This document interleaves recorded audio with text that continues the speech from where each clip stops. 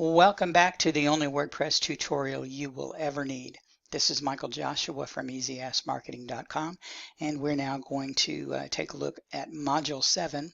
This is part 1 of your customization. There will be a number of things that we will customize to make this site your own, and these are the first things that I do on every site that I start. So first of all, go into your dashboard, click on Appearance, Customize right here. That's what you want to click on, and it's going to open up this page. This gives you 4 different things you can change. You've got the site title and tagline, you've got colors, you've got background image, and static front page. These are the 4 things you change from this particular box. So let's first look at the site title.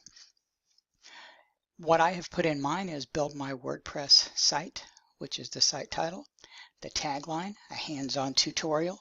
You may or may not have a tagline. It's not mandatory that you have one. Some themes will actually plug this information right into the top of your page. The resizable theme does not, but if you ever buy a theme or you download a theme that does do that, you will want to know where this is. So that's where you find this. It's usually just in the theme options. You can dig it out. No matter what theme you're looking at, you'll be able to find it. So now let's go to background color, which is the next thing here, colors. And I would suggest that you use a background color in the one of the shades of gray. If you click into this bar, you can scroll until you find grays, and then it's going to open up this box, and you can pick anywhere in this box and it will change this color for you. Gray has been proven to be an authority background color, so it will add credibility to your site. Next thing is a background image. This is when you want an image to feed all along behind your page. Now, I'm not a real fan of that. I've done it for some clients. It's not something I really like to see. I think it makes a site too busy, but there are a lot of people who use a background image. So if you want to do that, this is where you select it. You select it right here. Now we're going to static front page. You can choose when people visit your site to open up your latest posts or a static page. A lot of this just is determined by what type of site you have. If you have a blog, you're going to want it to open to your posts. If you have an e-commerce site, odds are you're going to want it to open to a static page because you're highlighting a particular product or a service. So you want them to always see that when they go to your home page. So this is what this particular thing does. It sets your front page. So when people go to your site, just put in buildmywordpresssite.com and they're going to see whichever I have chosen there. Be sure to click Save.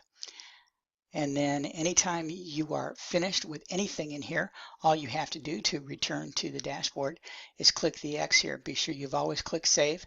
Click the X and it will return you to the dashboard. And that's where we're going to go right now.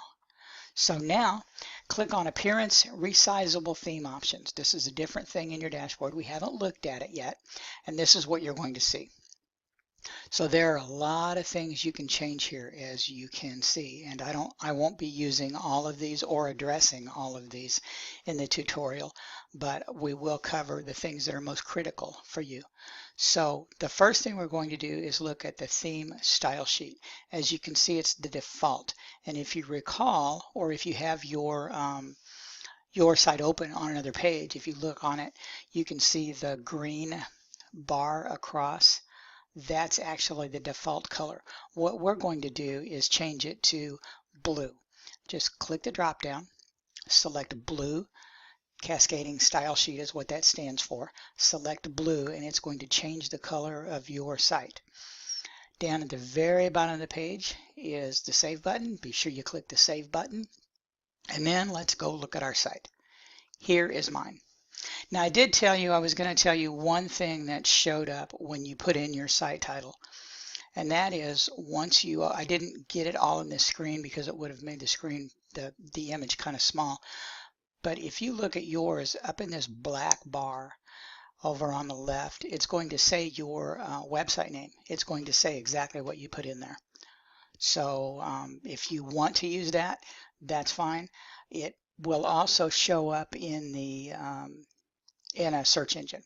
So I would put it in there. It's always helpful to put it in, even if it doesn't show up within your header banner. So that's it for Module 7. That gets you at least some of the very basic things to change, and we will do some more customizations in Module 8. This is Michael Joshua from EasyAskMarketing.com.